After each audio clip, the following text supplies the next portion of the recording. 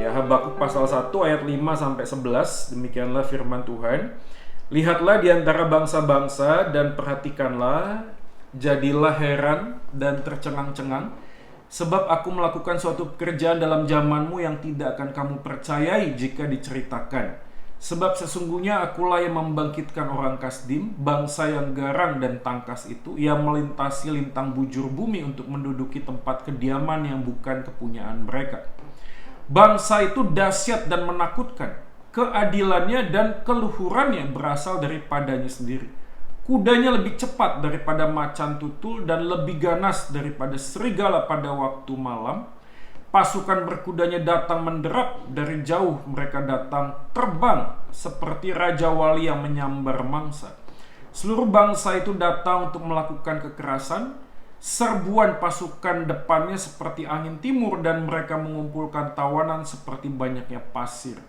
Raja-raja dicemoohkannya dan penguasa-penguasa menjadi tertawaannya. Ditertawakannya tiap jemaat berkubu, ditimbunkannya tanah dan direbutnya tempat itu. Maka berlarilah mereka seperti angin dan bergerak terus. Demikianlah mereka bersalah dengan mendewakan kekuatannya. Ya, demikian firman Tuhan. Kita berbahagia kalau kita menjadi pelaku firman ya dalam hidup kita hari lepas hari. Bapak Ibu, ini adalah bagian ketika Habakuk bicara kepada Tuhan. Kalau Bapak Ibu ikut di awal, ini adalah satu bentuk penglihatan. Memang sekali lagi tidak mudah untuk memahami apa yang sebenarnya terjadi pada saat Habakuk ngomong kepada Tuhan.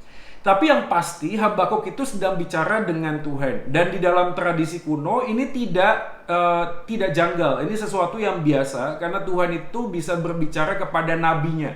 Ya, even itu directly langsung atau melalui sesuatu ya, atau suaranya saja, atau seperti Musa. Saya harus mengulang ini supaya kita tidak bingung. Kenapa? Karena ayatnya yang kelima, kalau kita membaca, lihatlah di antara bangsa-bangsa dan tercengang, perhatikanlah. Ini adalah respon Tuhan. Sekali lagi, supaya kita tidak bingung. Pasal 1 ayat 1 sampai 4 itu Habakuk ngomong kepada Tuhan. Tapi ayat yang kelima sampai ayat yang ke-11 itu Tuhan merespon. Nanti kalau kita lihat ayat yang ke-12, ya nanti Tuhan tuh merespon balik. Ya, ini jadi seperti sebuah percakapan yang sifatnya itu internal ya antara Habakuk dan Tuhan, tetapi ada respon. Kita tidak bisa memastikan cara ngomongnya bagaimana supaya nanti di akhir tidak ada tanya jawab lagi. Pak, ini Habakuk ngomongnya sama Tuhan bagaimana? Kita tidak bisa memastikan, tetapi dalam tradisi kuno itu hal yang lumrah alias biasa.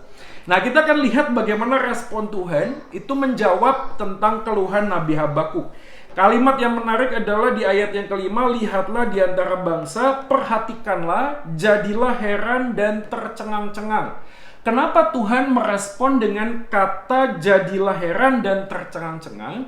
Karena penjelasan tentang keluhan Nabi Habakuk itu diresponi dengan mood negatif. Sekali lagi, seperti minggu lalu, moodnya negatif. Kenapa kok negatif? Karena Tuhan mengatakan, aku melakukan suatu pekerjaan yang tidak akan kamu percayai. Apa yang tidak akan kamu percayai? Yaitu ayat 6. Sesungguhnya akulah yang membangkitkan orang Kasdim. Saya mengajak Bapak Ibu untuk menjadi Habakuk pada saat mendengar Tuhan ngomong demikian. Pada waktu Habakuk ngomong kepada Tuhan, harapan, dugaan tentang apa yang akan menjadi respon Tuhan kepada Habakuk adalah begini. Tenang, saya akan menolong bangsamu. Ya, mungkin ada sedikit penderitaan, tapi tenang saja. Di akhir aku akan menyatakan kehendakku yang baik. Harapan Habakuk itu sangat normal sebagai manusia, apalagi dia adalah nabi. Nabi yang kenal dengan Tuhan. Bahkan bukan cuma nabi, tapi kalau kita lihat minggu yang lalu, nabi yang sudah dipersiapkan beda dengan nabi yang lain yang dipanggil di tengah-tengah perjalanan hidup. Enggak, ini dari kecil sudah dipersiapkan. Jadi harusnya Habakuk pada waktu mendengarkan respon, Habakuk berharap jawabannya adalah, kamu tenang saja Habakuk, kamu dan bangsamu aku akan pelihara, walaupun harus melewati sebuah kesulitan dan penderitaan, tapi aku akan menjaga hidupmu. Itu harapan Habakuk. Maka Tuhan mengatakan, lihat, perhatikan, kamu akan tercengang-cengang dan heran. Kenapa? Karena Tuhan tahu jawabannya kepada Habakuk pasti sulit sekali untuk diterima.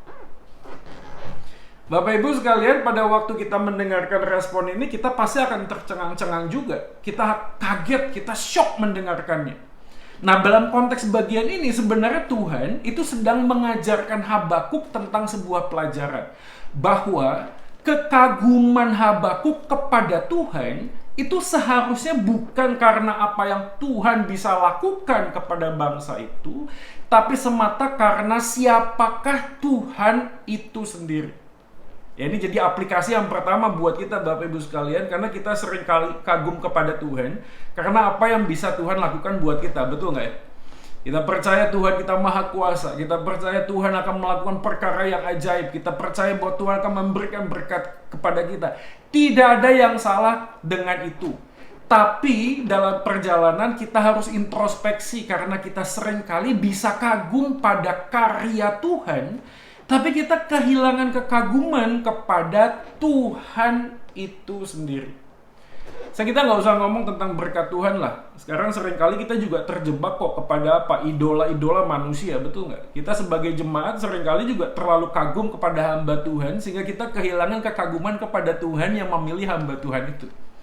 Kita merasa pada waktu kita kebaktian, kalau si A yang khotbah, aku nggak mau ikut. Kalau yang si B yang khotbah, aku akan ikut. Saya nggak tahu pada zaman pandemi seperti ini, masing-masing kita yang namanya netizen bisa pilih-pilih channel. Begitu lihat, aduh yang khotbah Pak Joy lagi, bosan lah, wah ganti channel misalnya. Sampai kemanapun Anda bisa pilih. Dan sekarang saya juga mendengarkan ada banyak keluhan dari para pemuda yang hari ini, ya jujur aja sih, kita ini sekarang melihat anak-anak pemuda yang merasa bahwa gimmick pengkhotbah itu jauh lebih penting daripada konten. Nangkap maksudnya ya, gimmick ya maksudnya ya. Penampilan, looknya, cara bicaranya, cara menyampaikannya, ilustrasinya, lucu atau tidak, itu menjadi satu penentu bagi anak-anak pemuda zaman ini, sehingga tidak lagi mau mendengarkan firman Tuhan. Kekaguman kita kepada Tuhan menjadi berkurang, itu karena kita tidak mengenal siapa Tuhan, sama seperti Habakuk. Maka pada waktu Tuhan mengatakan, lihatlah dan kamu akan tercengang. Lihat, kamu akan melihat apa yang aku lakukan kepada bangsa ini di luar dari bagaimana engkau berpikir tentang aku. Maka malam hari ini Bapak Ibu sekalian, apapun yang kita sedang alami, seharusnya kita mulai belajar melihat begini. Ya, kita seringkali ngomong kan, bukan karena apa yang Tuhan bisa lakukan kita ini mencintai Tuhan, bukan. Tapi karena Tuhan itu yang kita cintai, dan Tuhan sudah menyatakan kasih-Nya melalui pengorbanan Kristus di atas kayu salib. That is more than enough. Itu sudah lebih dari cukup untuk apa yang kita bisa dapatkan dan terima di dalam kehidupan ini. Saya sekali lagi bukan ngomong bahwa Tuhan tidak bisa buka jalan untuk semua masalah yang kita hadapi, bukan. Yeah. Dan ini terjadi di dalam Yohanes pasal 6 misalnya, catatan saya. Nanti kalau Bapak Ibu bisa ngintip sedikit, Yohanes pasal 6 ayat yang ke-60. Para murid pada zaman itu juga mengalami hal yang sama. Mereka tertegun, mereka terkesima, mereka tercengang. Kenapa? Ayat 60, Yohanes 6 ayat 60. Sesudah mendengar semuanya itu, banyak dari murid-murid Yesus yang berkata, perkataan ini keras, siapakah yang sanggup mendengarkannya? Kalau Bapak Ibu nanti ngintip ayat yang ke-66, apa yang terjadi setelah perkataan Yesus yang keras? Murid-murid meninggalkan Tuhan Yesus. Dan kalau kita melihat konteks di dalam Yohanes pasal 6, apa yang sebenarnya terjadi? Para murid itu datang kepada Yesus pasca Yesus melakukan sebuah mujizat, 5 roti 2 ikan. Jadi Yesus mengatakan kepada para murid, kamu datang bukan karena aku kok. Kamu datang kepada aku karena kamu punya kebutuhan sesuatu, sehingga aku harus mencukupkan apa yang kau inginkan. Dan setelah kamu mendapatkan apa yang kau inginkan, kau akan pergi. Jadi Habakuk pada konteks bagian pasal 1 ini dibuat tercengang oleh karena pekerjaan Tuhan yang sangat luar biasa. Apa itu? Aku yang membangkitkan orang Kasdim. Bapak Ibu yang dikasihi oleh Tuhan, Matius pasal 10 ayat 37 mengatakan, barang siapa mengasihi bapa atau ibunya lebih daripadaku, ia tidak layak bagiku. Dan barang siapa mengasihi anaknya laki-laki atau perempuan lebih daripadaku, ia tidak layak bagiku. Seharusnya pada waktu orang Yahudi mendengarkan perkataan Yesus ini, mereka akan protes. Kenapa? Karena hukum Musa mengatakan, hormatilah ayahmu dan ibumu. Tapi Yesus justru menempatkan dirinya di atas hukum. apa yang kita sampaikan di dalam doa menjadi wujud nyata siapa sebenarnya yang kita sembah dalam kehidupan ini, Bapak Ibu sekalian. Sekali lagi saya ulangi, apa yang kita sebutkan di dalam isi doa-doa kita sebenarnya mewujud nyatakan siapakah Tuhan di dalam hidup kita. Karena seringkali apa yang kita lakukan dan kita doakan di dalam isi doa kita selalu diakhiri dengan kalimat ku. Termasuk saya sih. Ya, kesehatanku, bisnisku, gerejaku, pelayananku, semuanya ku. Nah, pada saat yang sama kita tanpa sadar sedang menempatkan diri kita di atas Tuhan itu sendiri. Maka pada waktu pandemi yang seperti terjadi, seharusnya kita ini tercengang dan kaget melihat apa yang bisa Tuhan lakukan di dalam pribadinya sendiri. Bapak Ibu yang sekalian, kalau kita melihat selanjutnya, lalu Tuhan menjelaskan tentang siapa orang Kasdim. Perhatikan, sebab sesungguhnya akulah yang membangkitkan orang Kasdim, bangsa yang garang dan tangkas, yang melintasi lintang bujur bumi untuk menduduki tempat kediaman yang bukan kepunyaan mereka. Perhatikan, yang bukan kepunyaan mereka. Ayat 7 deskripsi tentang bangsa orang Kasdim ini dijelaskan dengan detail. Tentu ini bukan tanpa alasan. Ya, perhatikan, bangsa itu dahsyat dan menakutkan. Keadilannya dan keluhurannya berasal daripadanya sendiri. Kita akan coba lihat ayat yang ke-7 dulu ini. Apa maksudnya ketika Tuhan mengatakan bangsa itu dahsyat dan menakutkan?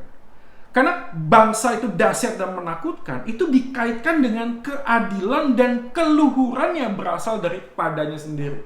Bapak Ibu sekalian, bangsa Kasdim ini salah satu bangsa yang pada zaman tradisi kuno mengatakan bangsa ini adalah bangsa yang sangat religius. Dan Tuhan mengatakan keadilan dan keluhurannya berasal dari dirinya sendiri. Dalam terjemahan bahasa yang lain dikatakan their judgment and their dignity. Ini keluhuran itu apa sebenarnya? Harga dirinya, nilai dirinya. Pengadilan, keadilannya ditentukan dari bagaimana dia bisa menentukan apa yang bangsa Kasdim ini dianggap benar. Sehingga pada waktu kita melihat ayat yang ke-7, kita seketika bisa langsung tersadar ini sebenarnya representasi dari apa? Dari dunia yang sedang kita jalani di dalam dunia saat ini. Ketika dunia ini sedang mengambil sebuah nilai kebenaran, nilai dignity itu berdasarkan dengan apa yang dunia bisa tawarkan. Bapak Ibu tentu ingat kan? Pada waktu Yesus akan disalibkan, apa yang terjadi? Voting kan? Yang akan aku bebaskan hari ini. Lalu semua bisa voting. Dan di sanalah kelihatan sangat jelas bahwa dunia sedang menentukan kebenaran berdasarkan jumlah orang yang mengatakan hal itu adalah hal yang benar. Dan kenapa dikatakan dahsyat dan menakutkan? Karena pada waktu dikatakan bangsa ini mempunyai keluhurannya sendiri, dignity-nya sendiri, pengadilannya sendiri, ini dikaitkan dengan apa? Dengan dewa yang disembah oleh orang Kasdim. Ya, Bapak Ibu tentu ingat nanti kalau kita loncat ke dalam Daniel, di sana ada orang Kasdim. Di dalam pasal ketiga, kita tentu tidak asing mendengar cerita ketika Daniel dan teman-temannya Sadrak, Mesak, dan Abednego diminta untuk apa? Menyembah patung yang dibuat oleh Nebukadnezar, betul? Dan kalau tidak mau menyembah patung, konsekuensinya adalah harus dibakar di sebuah tungku perapian. Demikian jahatnya bangsa Kasdim ini.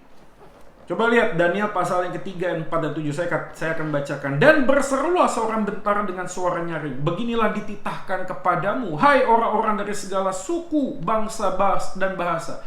Demi kamu mendengar bunyi sangkakala, seruling, kecapi, rebab, gambus, seredam, dan berbagai jenis bunyi-bunyian, maka haruslah kamu sujud menyembah patung yang telah didirikan Raja Nebukadnezar. Siapa yang tidak sujud menyembah akan dicampakkan seketika itu juga di dalam perapian yang menyala-nyala. Ini dalam Daniel. Tapi catatan saya, kekejian orang Kasdim itu bukan hanya sekedar itu. 2 Raja-Raja pasal yang ke-25 ayat 5 saya akan bacakan. Tetapi tentara Kasdim mengejar raja dari belakang dan mencapai dia di dataran Yeriko. Segala tentaranya telah berserak-serak meninggalkan dia. Perhatikan, sudah ditangkap raja ini.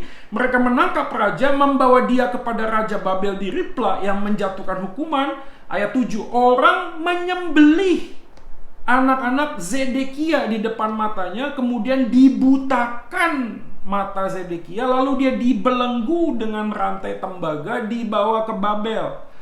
Ayat 9, ia membakar rumah Tuhan, rumah raja, dan semua rumah di Yerusalem, semua rumah orang besar dibakarnya dengan api. Apa ini maksudnya? Ketika bangsa ini dibangkitkan oleh Tuhan untuk menghancurkan bangsa Yehuda, apa yang terjadi? Bangsa ini sangat menakutkan. Semua nilai, standar kebenaran, penghukuman, keadilan itu tidak lagi manusiawi. Dan inilah yang menjadi representasi dunia pada zaman ini, Bapak Ibu sekalian.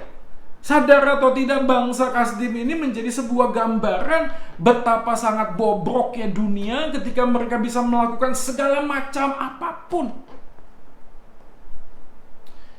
Sudah pandemi lagi rame, 15 orang pesta seks gay. Tentu Anda mendengar beritanya, bukan? Ya, mengerikan sekali. Ada apa dengan dunia ini hari ini? Ini baru yang terlihat dan nampak ya. Jadi kita bicara tentang seks bebas. Kita bicara tentang relasi rumah tangga yang ditentukan dari apa yang dunia katakan. Saya pernah mendengar dari cerita temannya lagi ya. Di sebuah sekolah, ibu-ibu pada waktu ngumpul nungguin anaknya keluar dari rumah, ada bincang-bincang satu dengan yang lain. Seorang ibu mengatakan, kamu jangan mau digituin dong sama suamimu. Kamu itu sudah melahirkan anak, sudah berat, sudah capek. Saatnya kamu meminta upah kepada suamimu. Kalau dia nggak bisa kasih apa yang kamu mau, lebih baik sudah selesai saja, cerai saja. Kamu bisa cari yang lain kok. Ini bisa berpikir seperti itu. Dan ini lagi-lagi tidak aneh, karena semua informasi, semua media sosial, semua dunia mempunyai dignity-nya sendiri. Dan bangsa orang Kasdim ini seakan-akan menjadi gambaran. Disinilah kita dipanggil, Bapak Ibu sekalian. Makanya saya menjadi aneh kalau ada orang Kristen yang merasa hidup di dalam dunia mencari ketenangan dan kedamaian. No, itu hanya mimpi di siang bolong. Karena Tuhan Yesus di dalam Matius pasal yang kelima sudah mengatakan, berbahagialah mereka yang dianiaya. Berbahagialah mereka yang karena aku dicela dan dianiaya. Ini agak nggak enak aplikasinya, tapi Bapak Ibu sekalian, kalau hari ini kita merasakan hidup kita itu damai-damai dan biasa-biasa saja, dan tiap kali kita ditanya apakah ada pokok doa dan kita mengatakan everything is okay, saya kok curiga ya, apakah kita ini sungguh-sungguh mengikut Tuhan atau tidak? Karena orang yang mengikuti Yesus di tengah-tengah dunia ini, itu pasti akan dicela dan difitnah. Standar kebenaran kita, parameter kehidupan kita bukan ditentukan dari apa kata dunia. Dan dunia yang sudah bengkok dan jatuh dalam dosa ini selalu akan menggeret kita, menarik kita semakin hari semakin mirip dengan dunia. Dan ini kan menakutkan ya. Karena pada zaman hari ini gereja itu sudah tidak lagi menjadi garam dan terang. Kenapa? Karena gereja sudah digarami oleh dunia. Coba Anda bisa lihat, searching di YouTube dan lain sebagainya, berapa banyak gereja yang hari ini berpikir tentang bagaimana menjangkau orang berdosa, tetapi tidak lagi mempunyai identitas yang jelas di tengah-tengah dunia ini. Kita ini garam dan terang. Sekali lagi, garam kalau tidak ada rasanya, buat apa garam itu? Terang itu hanya bisa kelihatan dan nampak ketika kita hadir di tengah kegelapan dunia. Tapi Tuhan tidak berhenti di sana. Tuhan mengatakan bangsa Kasdim ini bukan cuma keluhurannya, bukan cuma keadilannya ada pada dirinya sendiri. Ayat 8, Tuhan masuk ke dalam penjelasan secara teknikal. Dan saya yakin ini juga bukan kebetulan dan penting kita pahami. Apa itu? Pertama, ada kata binatang, 3 binatang yang dipakai di sana, yaitu ada kuda, yaitu ada raja wali, ada macan. Ya, coba kita lihat. Kudanya lebih cepat daripada macan tutul. Maksudnya apa? Kudanya lebih cepat dari macan tutul. Gambaran macan tutul adalah gambaran tentang binatang yang sebenarnya mempunyai